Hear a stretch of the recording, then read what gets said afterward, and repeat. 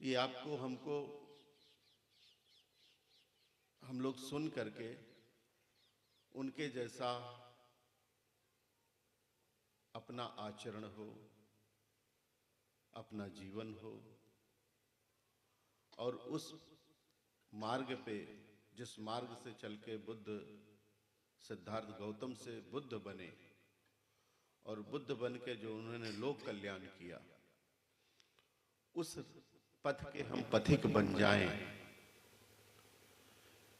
या उस पे चलने का हमारा अभ्यास शुरू हो जाए तो ही ये कथा हमारे लिए अमृत तुल्य होगी।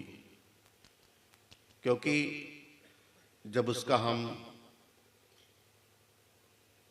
पान करेंगे, सुनेंगे और उसी अनुसार हम आचरण करेंगे, अपना व्यवहार करेंगे, अपना जीवन यापन करेंगे, तो निसंदेह वो शब्द, वो भगवान की वाणी हमारा मार्ग प्रशस्त करेगी और वह मार्ग प्रशस्त करके हमारे सांसारिक जीवन का जो दुख है उससे हमें मुक्त कराएगी।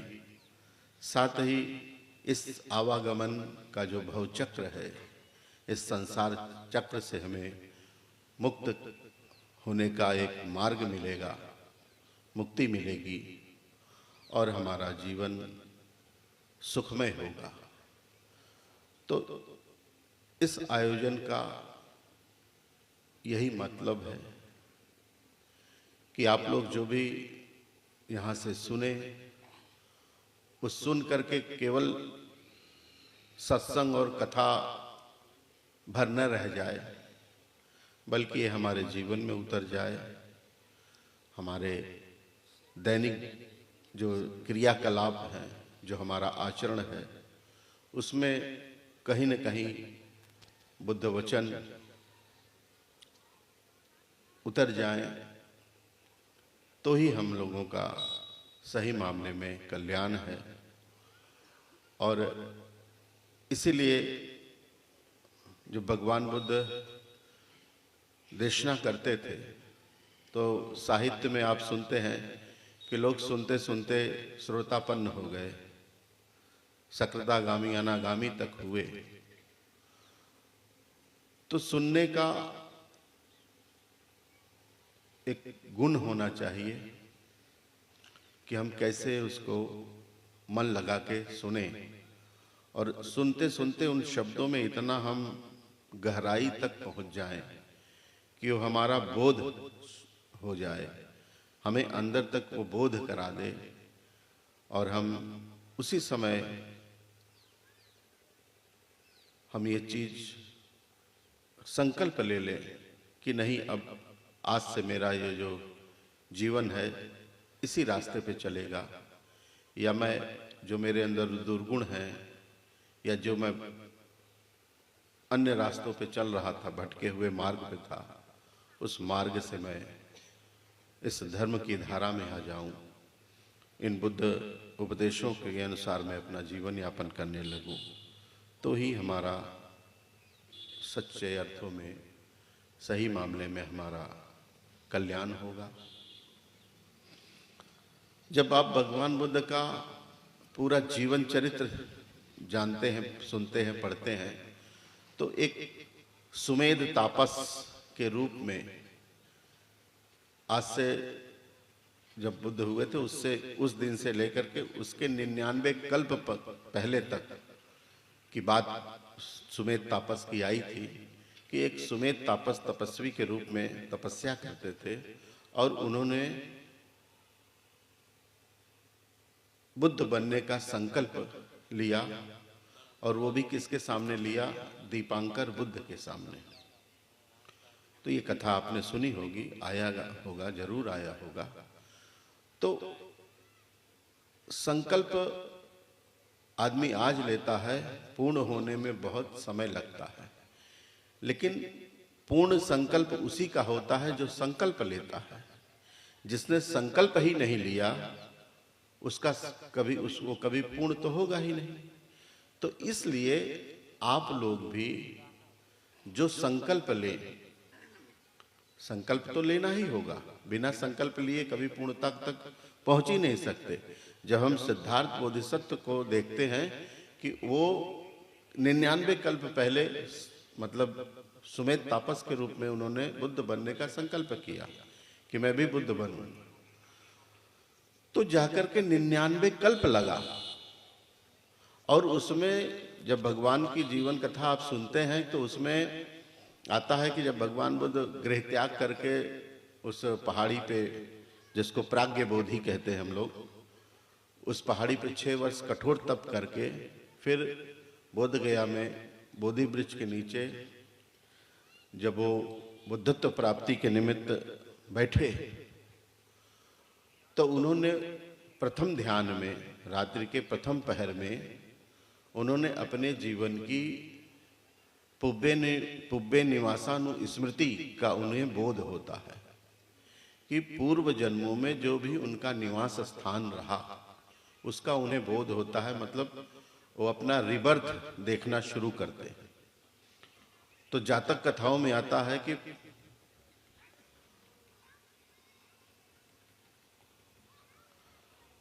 (543) के लगभग जो है उन्होंने अपना जीवन देखा, और देखा ही नहीं, उन्होंने कहाँ किस योनि में कहाँ जन्म लिया, कौन उनके माता पिता थे, उन्होंने कौन सा कर्म किया, तब जाकर के वो सिद्धार्थ बोधिसत्व के रूप में पैदा होते हैं। तो उन जितने भी उन्होंने जन्म देखे इसका कोई अंत नहीं था, वो उतने पे ही उसको छोड़ देते हैं। लेकिन इन सारे जन्मों में उन्होंने अपनी पारमिता ही पूरी की। सारे जन्मों को जब हम पढ़ते हैं, उसका निचोड़ निकालते हैं, तो उन्होंने पारमिताएं ही पूरी की।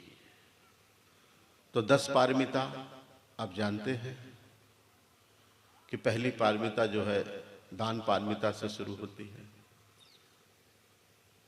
शील की पारमिता, तो ये पारमिता है। फिर यहां तक कहा कि 10 पारमिता है, 10 इसी की क्या कहते हैं उपपारमिता है, और 10 परमत्थ पारमिताएं हैं। तो बुद्ध बनने के लिए केवल 10 पारमिता नहीं, 10 पारमिता के साथ 10 उपपारमिता और 10 परमत्थ पारमिता, ये 30 पारमिताएं मिला करके तब कहीं जाकर के वो बुद्ध बने। तो ये पारमिता या ये जो जातक में स्टोरी है, ये सारे जन्मों में हम कहीं भी हो, किसी रूप में पैदा हो, गरीब हो, अमीर हो, अपंग हो, अपाहिज हो, या अक्षम हो या सक्षम हो, जैसे कैसे भी हमें ये जो जन्म मिला, किंतु यह जन्म हीन न समझा जाए, बल्कि इसे जो है कुशल कर्मों में लगा करके इसी से कुछ पुण्य संचय कर लिया जाए। तो ये उनके जीवन के चरित्र का एक भाग हमें देखने को मिलता है कि किसी भी रूप में आप जन्म लिए हैं, कहाँ पैदा हुए हैं, कौन से जाति में हैं, कौन से कुल में हैं, कौन से वंश में हैं, निर्धन हैं कि धनवान हैं, जो कुछ भी हैं, ये कोई माने नहीं रखता। माने ये रखता है कि आप इसमें आपका त्याग क्या है, आपका शील कैसा है, आपका आचरण कैसा है, आपका व्यवहार कैसा है, आप का जीवन स्तर कैसा है, ये सारी चीजों करते हुए और आपके जीवन में जो बुद्ध की शिक्षाओं के अनुसार समता, समानता, न्याय और बंधुत्व, जिसकी हम लोग बात करते बड़े बड़े मंचों से सुनते हैं कि ये समता क्या है, समानता क्या है, न्याय क्या है, बंधुत्व क्या है, तो ये सारी चीजें जो है अपने जीवन में हमें उसका जीवंत पालन करना चाहिए, मतलब अपने जीवन में उसका अभ्यास करना चाहिए, है ना। तो जब तक इन सारी चीजों को आप नहीं समझोगे तब तक बात बनेगी नहीं। तो इसलिए हमें एक चीज ये समझनी है कि इस जीवन में रह के हमें कुशल और अकुशल कर्मों का भेद सीखना है, जानना है कि क्या कुशल है और क्या अकुशल है। अकुशल का त्याग और कुशल का संपादन, यही हमारे जीवन का लक्ष्य होना चाहिए। कि दुर्गुण हो सकते हैं, दुर्गुण किसमें नहीं है, किंतु उन दुर्गुणों को निकालने का प्रयास करना। अरे प्रयास करोगे तभी तो निकलेगा। तो वो प्रयास करने में हो सकता है आपको संकल्प भी लेना पड़े, आपको कुछ तपश्चर्या करनी पड़े, कुछ कठोर संकल्प के साथ करना पड़े, लेकिन करना तो पड़ेगा। जैसे जब कपड़े में दाग लगता है तो जब साबुन से आसानी से नहीं छूटता तो हम लोग उसे रगड़ के छुड़ाते हैं, है ना। तो कुछ चीजें ऐसे रगड़नी पड़ती है ना, जिसको वो करना पड़ता। तो ऐसे ही कुछ चीजें हैं जिन्हें हमें आसानी से छूट जाती हैं, कुछ आदतें, कुछ व्यवहार, कुछ चीजें कठोरता से सूखती हैं, है ना। उनके लिए हमें संकल्प करना पड़ता है। तो इस तरह से हमें अपने आप को परिशुद्ध चित्त बनाने के लिए और दोष रहित बनाने के लिए, दोष मुक्त होने के लिए हमें अभ्यास करना है। किसका अभ्यास करना है? तो भगवान बुद्ध ने हमें बताया शीलों का अभ्यास, है ना। क्योंकि भगवान बुद्ध का जो धर्म है वो शील आधारित है।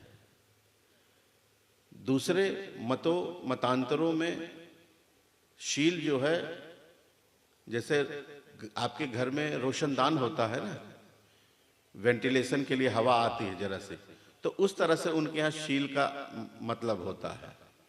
बाकी और सारी चीजें होते हैं, बाकी सारे कर्म कांड होते हैं, लेकिन शील मात्र उतना ही होता है। लेकिन बुद्धिज्म में तो शील जो है वो उसका प्रवेश द्वार है।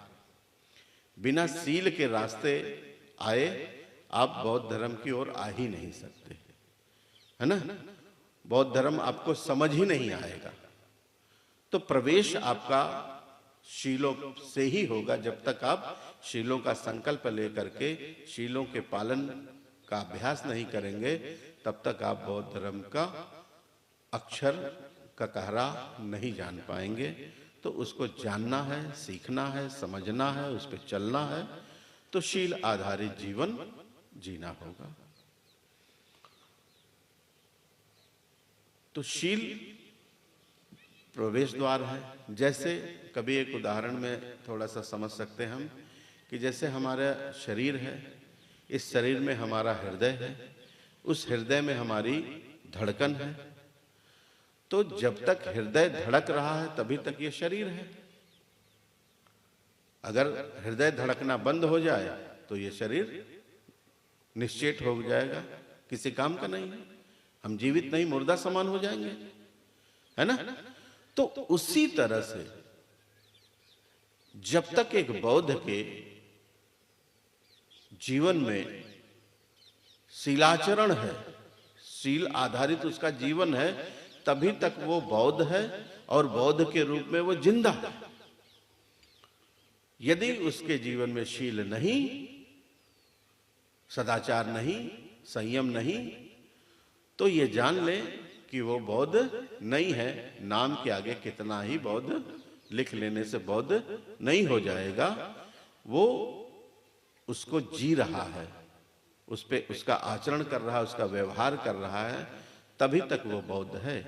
तो उसी तरह से बुद्धिस्ट होने के लिए हमें हर समय सजग रहना होगा। किसके लिए? अपने शीलों के लिए, है ना। अपनी चित्त की समता के लिए कि हम अपना जो समता है हमारी उसको हम ना खोएं। और तो ये चीजें हमें बड़े अच्छे तरीके से इस समझने की है कि शील हमारे लिए क्या है। तो शील के बिना कुछ नहीं है ना। भगवान ने एक जगह कहा कि शीलं करेव कल्याणं शीलं लोके अनुत्तरं पस्व गौर विसो नागो शील वातो न है यति।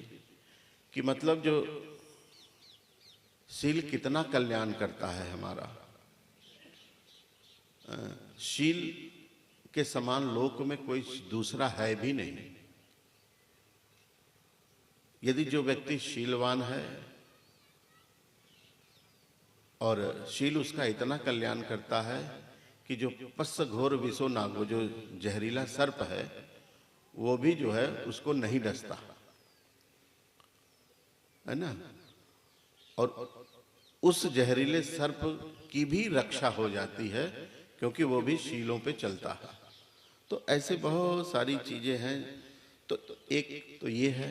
दूसरा क्या है, हम लोग हमेशा कहीं निमंत्रण या कहीं कोई कार्ड बनाते हैं, देखते हैं, या कहीं बैनर लिखते हैं तो हम लोग लिखते हैं शील समाधि प्रज्ञा, है ना। तो शील, लेकिन कहीं कहीं कुछ लोग अपने शायद उनको ज्ञान ज्यादा होगा तो वो प्रज्ञाशील समाधि लिख देते हैं, है ना। कुछ ज्ञानी पुरुष हैं।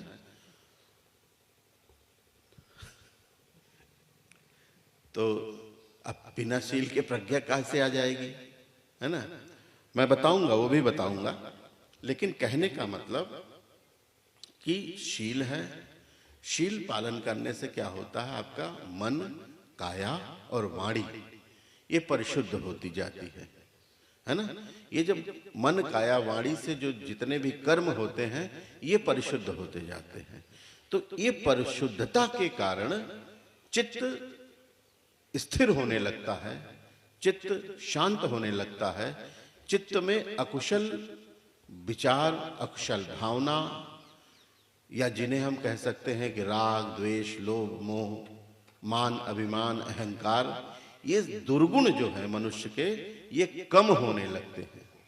और इनके कम होने से उसका चित्त एकाग्र होने लगता है, समाहित होने लगता है, और वो कुशल चित्त उत्पाद करता है, कुशल भावना का विकास करता है, कुशल कर्म का संपादन करता है।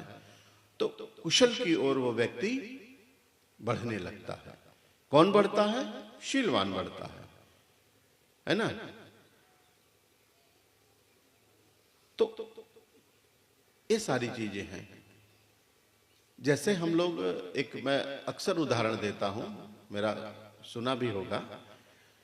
जैसे हमारा एक घर है और हमारे घर के दोनों तरफ एक तालाब है। एक तरफ के तालाब में हमारे घर का पानी बह के जाता है, नापदान का पानी, गंदा पानी, आंगन का जो भी है वो सारा पानी उसमें बह के जाता है। दूसरी तरफ केवल बरखा का जो पानी है वो बह के जाता है। तो तालाब दोनों तरफ है। तो उसमें क्या है कि जिस पानी में हमारे घर का पानी या गांव का पानी बह के जाता है, जिस छप्पड़ में, जिस तालाब में, तो उस पानी में क्या है कि काई जम जाती है, कीचड़ हो जाता है, वह पानी मैला और मटमैला हो जाता है, और उसमें पशु पक्षी भी जाते हैं।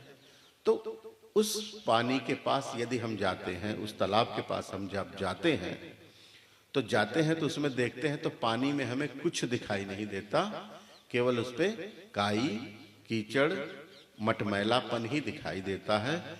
उसके अंदर कहाँ कांटा, कहाँ शीशा, कहाँ लोहा, कहाँ मछली, कहाँ क्या है, कुछ दिखाई नहीं देता। क्यों नहीं दिखाई देता? मात्र इसलिए नहीं दिखाई देता कि वो मैला होता है। मैला होने के कारण उसके अंदर की चीजें, उसके तल में क्या है, नहीं दिखती। किंतु जब हम दूसरी तरफ जाते हैं तो उस पानी में, बरसात का पानी है, उसमें कोई हलचल नहीं है, उसमें कोई गंदगी नहीं फेंकी गई है, तो वह पानी क्या है, स्थिर है, साफ है। तो जब आंख वाला व्यक्ति उसमें जाके देखता है, अब आप ऐसे समझो कि जैसे हम लोगों के घर में पंपिंग सेट के वो होते थे ना, कुंडा, गड्ढा होता था, जब पंपिंग सेट चलता रहता था तो कुछ नहीं, जब बंद हो जाता था तो पानी बड़ा साफ हो जाता, स्थिर होता था, तो उसमें रेत के कण भी दिखाई देते थे, है ना। किसी की कोई अंगूठी गिरी हो या कोई गिलास चम्मच या जो कुछ भी गिरा हो दिखता था ना। तो वो क्यों दिखता था? वो इसलिए दिखता था कि वो पानी निर्मल है, स्वच्छ है ना, साफ है। तो साफ होने के कारण उसके भीतर कंकड़, कांटा, लोहा, शीशा जो कुछ भी है उसके अंदर वो साफ साफ दिखता है। तो इसी तरह से हमारा चित्त है। जब इसमें विकार भरा होगा, बुराइयां भरी होंगी, राग, द्वेष, मोह, लोभ, क्रोध, मान, अभिमान, अहंकार, इस तरह की तृष्णाएं भरी होंगी, तो क्या है कि कुछ समाज में नहीं दिखाई देगा। कौन बड़ा, कौन छोटा, कौन कैसा, कौन किसके साथ कैसा व्यवहार, ये सारी चीजें नहीं समझ में आएंगी।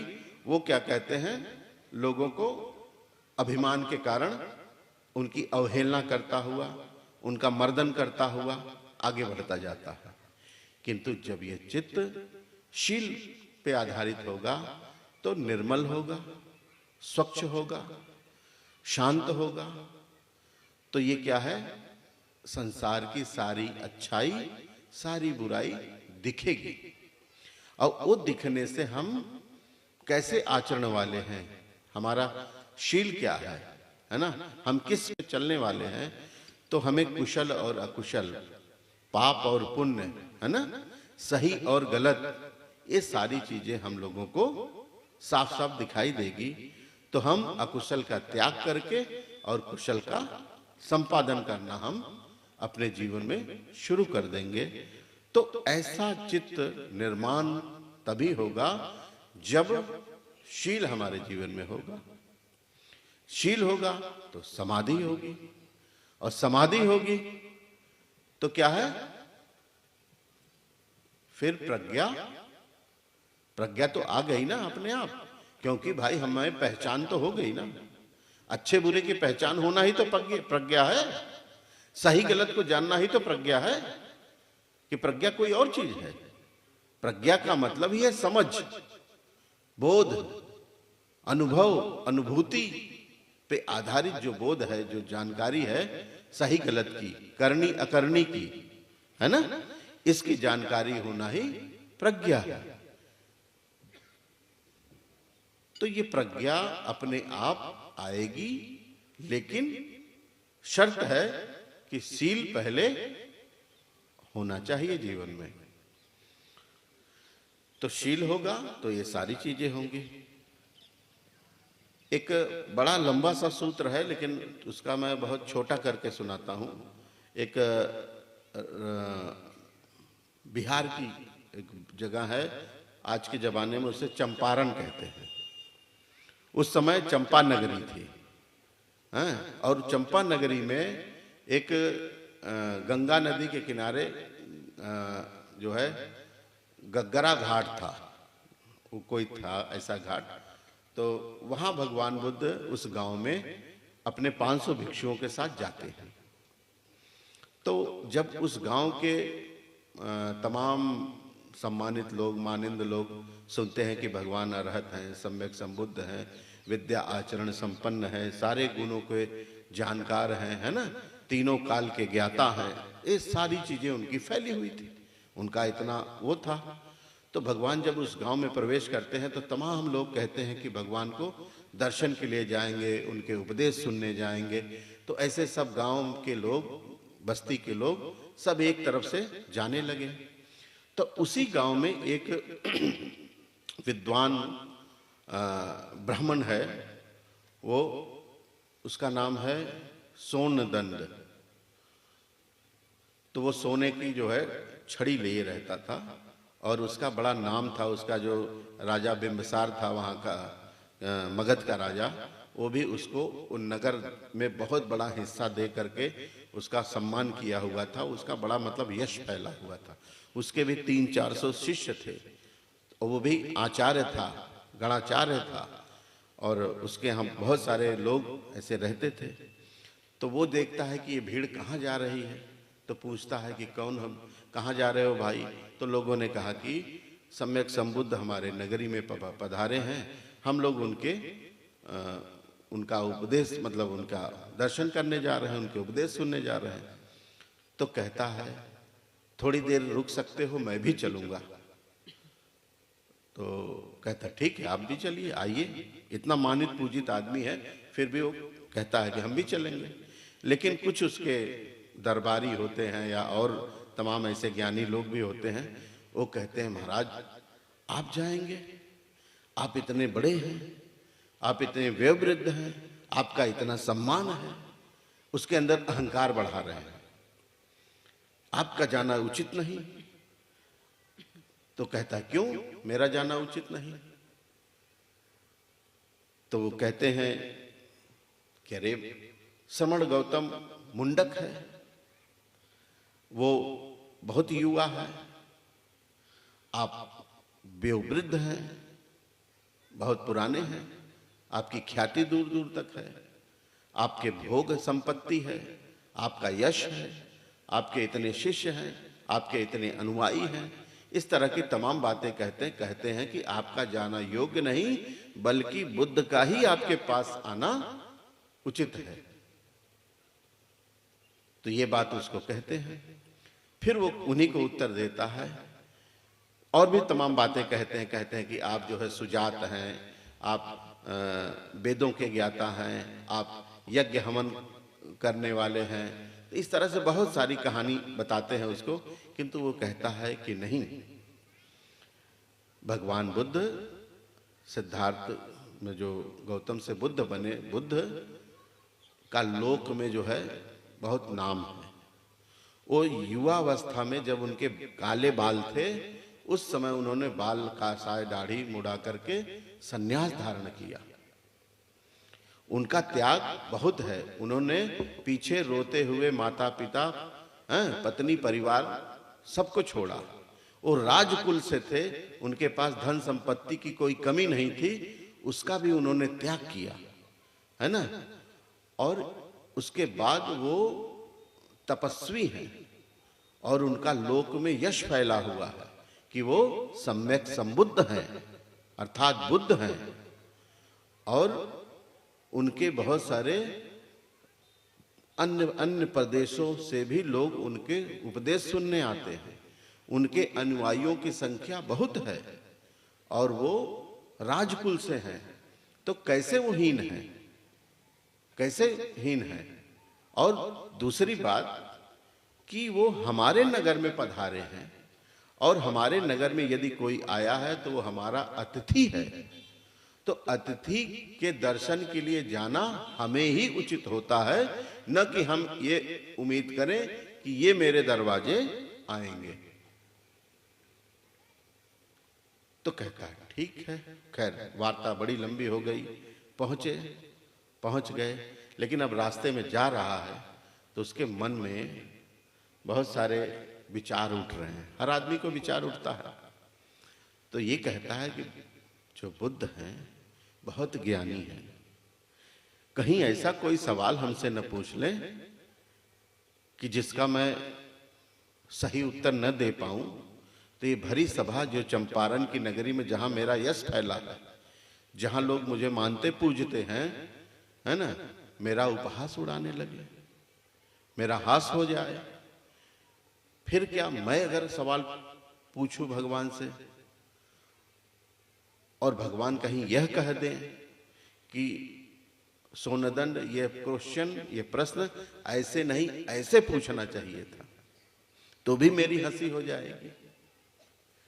क्यों ऐसा नाज होता कि भगवान क्या कहते हैं, ऐसा प्रश्न पूछते जिससे मैं उनके सारे बात का जवाब दे देता और मेरा सम्मान भी बचा रहता, मेरी हंसी भी नहीं होती और जो है मेरा यश बना रहता। फिर कहता है कि भगवान यदि मैं वेदों का ज्ञाता हूं और अगर वेद विषयक प्रश्न पूछ ले भगवान, तो मैं सारा उत्तर सही सही दे डालूंगा। तो भगवान बुद्ध तो बुद्ध है।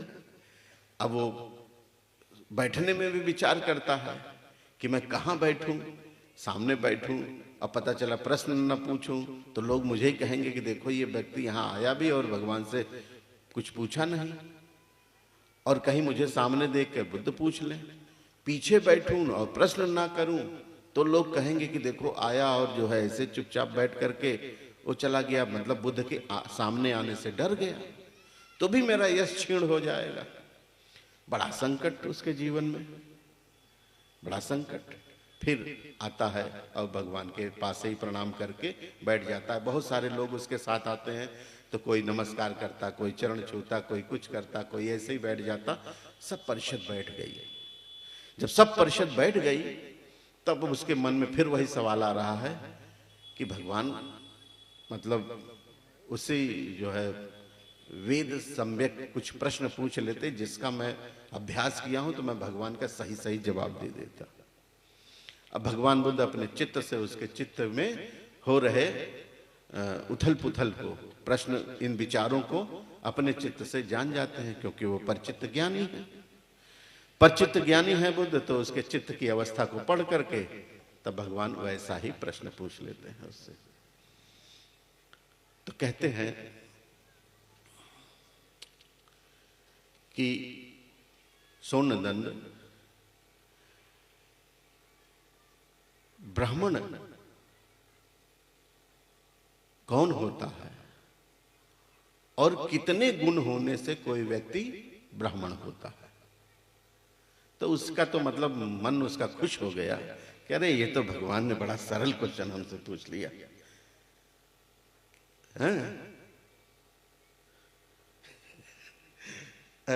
बड़ा खुश होता है। कहता है भगवान 5 गुण होने से कोई व्यक्ति ब्राह्मण होता है। 5 गुण अगर जिसके अंदर है तो वो व्यक्ति ब्राह्मण है। तो कहते कौन कौन से हैं? तो खुद ही खड़ा होके सुनाने लगता है। कहता है पहले तो ब्राह्मण जो है क्या कहते हैं, जाति, मतलब जो उसका कुल है, माता पिता का जो कुल है, इन दोनों के मातकुल और पितृकुल दोनों कुल से 7 पीढ़ी तक परिशुद्ध होना चाहिए। मतलब उसका रक्त जो है वो मिलावटी ना हो, तो इस तरह से वो परिशुद्ध हो 7 पीढ़ी तक। एक दूसरा जो है वो मंत्रों का ज्ञाता हो, मंत्र उसको जो वेद के मंत्र हैं उसको आते हो। तीसरा वर्ण जो है उसका अभिरूप हो, मतलब देखने में गौर वर्ण हो, सुंदर हो, लंबी डील लाल का हो, मतलब अभिरूप हो, नयनाभिदर्शनी हो, जो दूसरों को देखने से लगे कि हाँ कोई व्यक्ति है, ज्ञानी पुरुष है।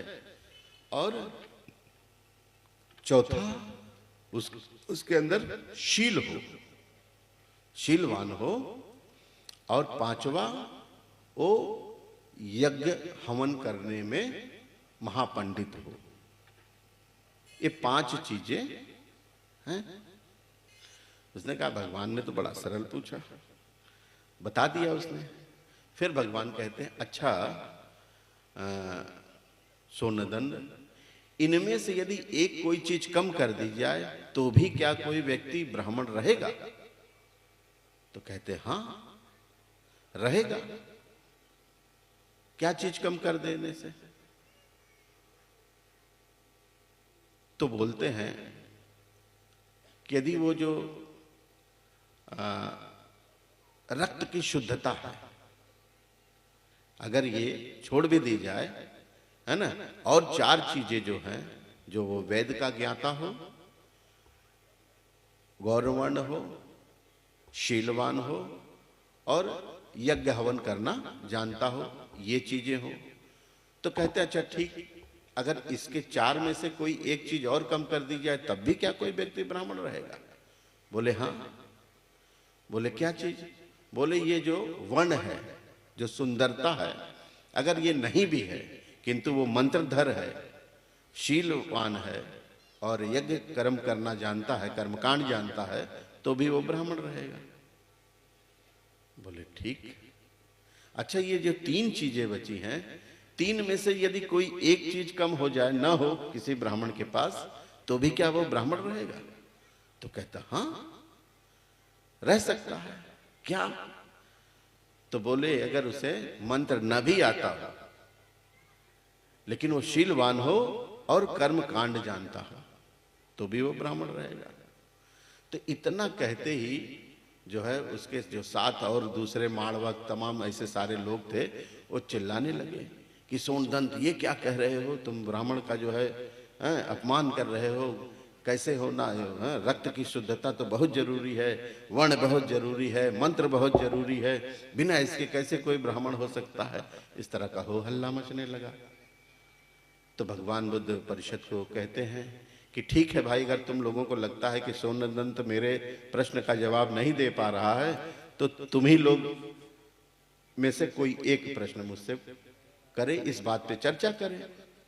तो सोनदंत फिर खड़ा होता है, कहता है भगवान मैं आपसे हाथ जोड़ के कहता हूं इस विवाद में आप न पड़े, मैं ही इनके प्रश्नों का उत्तर दूंगा, मैं ही इन लोगों को शांत करूंगा। इस तरह की वो बात करता है। तो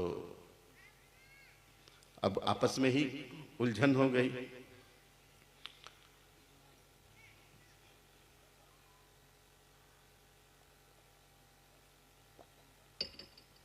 तो ये कहता है कि देखो यहां मेरा एक भांजा है बैठा हुआ माड़वत,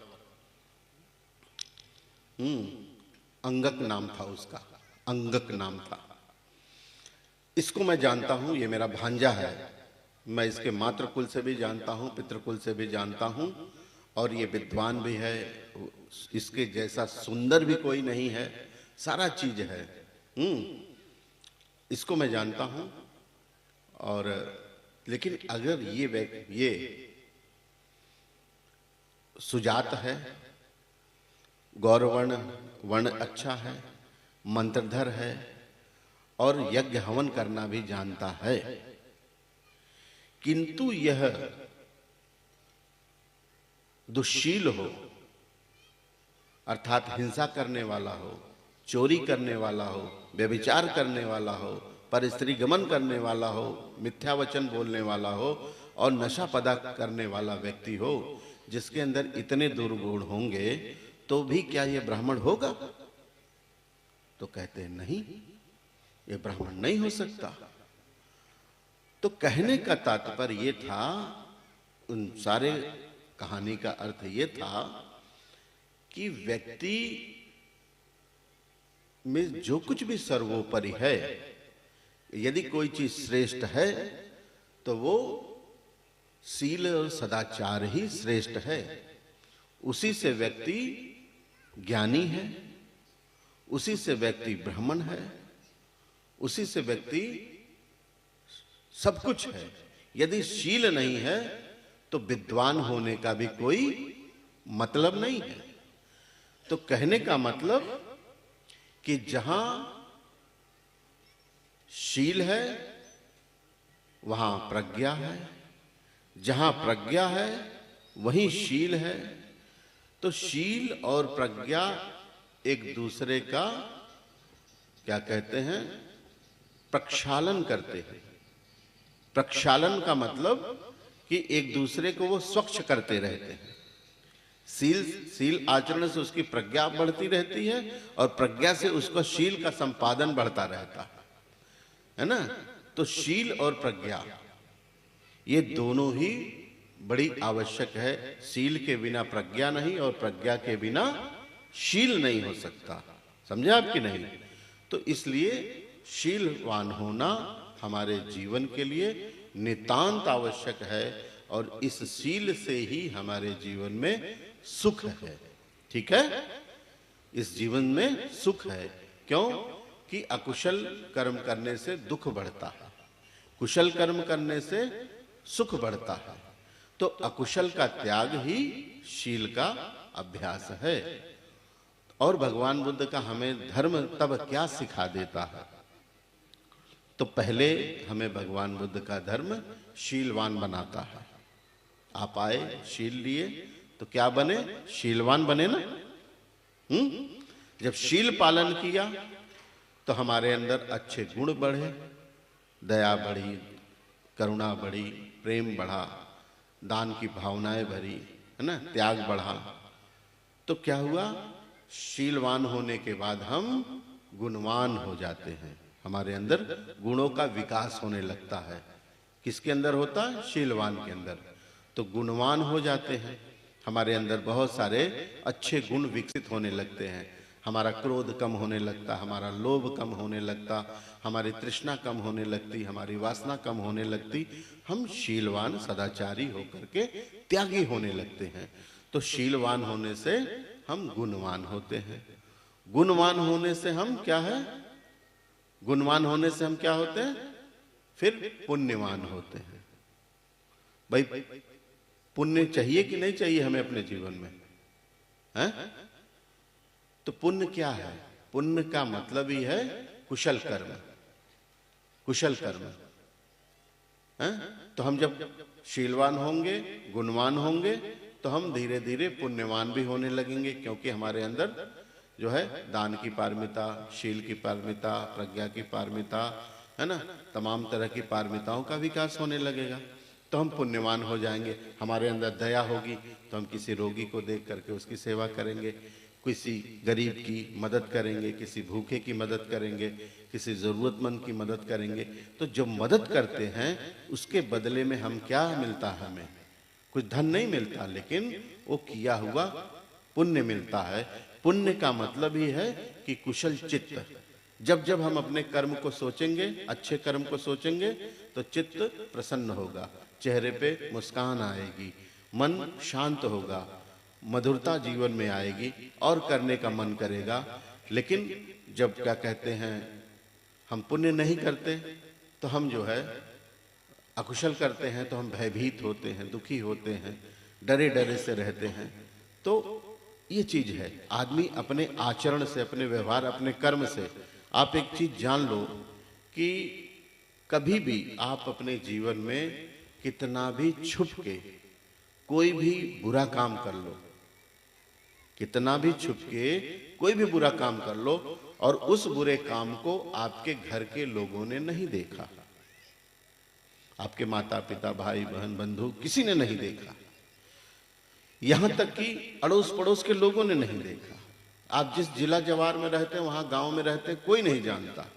जिस देश में रहते हो उस देश में कानून है, उस कानून की धाराओं में उस अपराध का दंड है, किंतु किसी ने जब देखा नहीं, कोई गवाही नहीं, कोई साक्षी नहीं, तो उस दंड से भी बच गए। ठीक है, दंड से बच गए, निंदा से बच गए, लोकलाज से बच गए, घर के लोगों के आरोप से बच गए, सारी दुनिया से बच गए।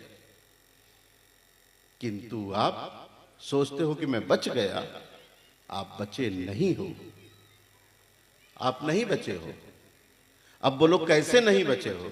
क्योंकि सजा तो हुई नहीं, जेल तो हुआ नहीं, कोई अर्थदंड तो हुआ नहीं, किसी ने मारा तो है नहीं, किसी ने गाली तो दी नहीं, तो हम तो बच गए। नहीं बचे। समझ में आया गुड़िया? नहीं समझ में आया? क्यों समझ में आएगा?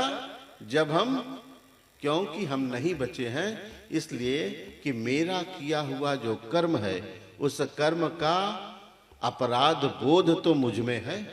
मैं तो जानता हूं कि मैंने वो काम किया है, कोई दूसरा जाने या ना जाने, किंतु मैं तो जानता हूं ना। तो ये अपराध का बोध ही है जो आपका दंड है।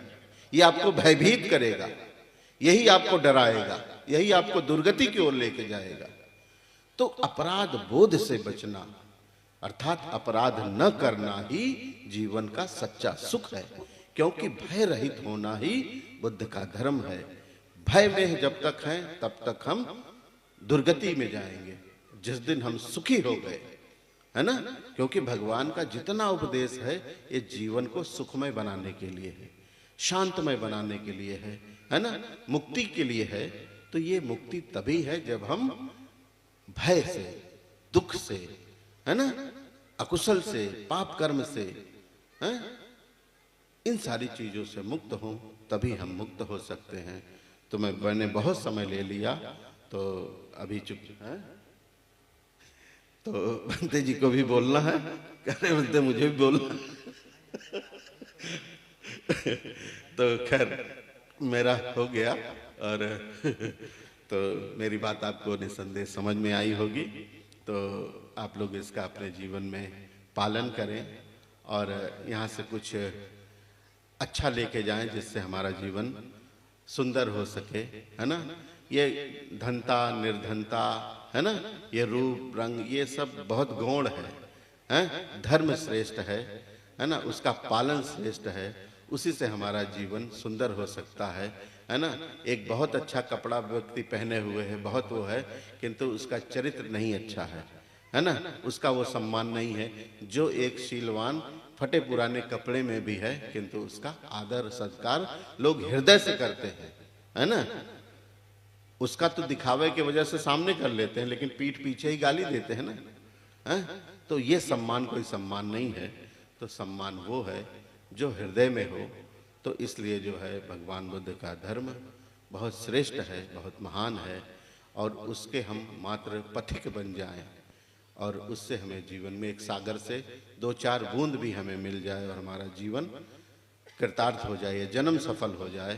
तो ऐसी धारणा आपको अपने मन में धारण करनी चाहिए, ऐसी शिक्षा ग्रहण करनी चाहिए। तो इन्हीं बुद्ध वचनों के दो शब्द से मैं अपनी वाणी को विराम देता हूँ और आप लोगों के लिए ढेर सारी मंगल कामना करता हूँ।